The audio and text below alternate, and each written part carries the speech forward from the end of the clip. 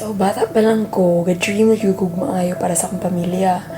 Asahin ako lista gani of things nga akong palitan sila. Like sa for example, daddy, pants, shirt, shades, or whatever. And then taas ka na siyang lista. If okay lang mo na akong buhaton. So, I guess I've always been kind of like really like a provider gani. Bata pa lang. And I guess throughout sa akong list, ang akong biggest dream kay to be rich enough para dili na mga tuog cities ako ang mga igagaw ako ang mga pagumangkod dili na sila need mga to kaya na work diri na kwarta diri so dili na sila need mga to sa gawas.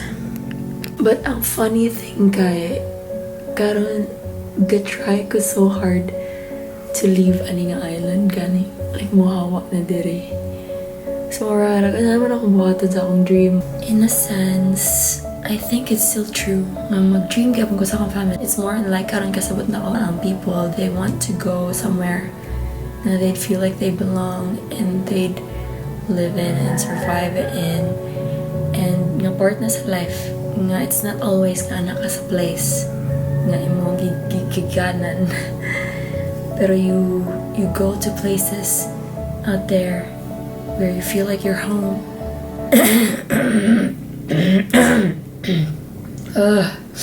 That's life. You can't restrain someone to be stuck wherever you want them to be.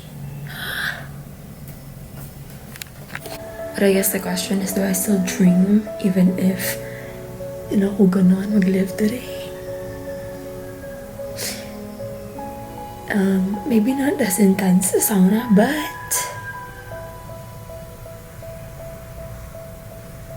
it's in my nature, and so I guess yeah.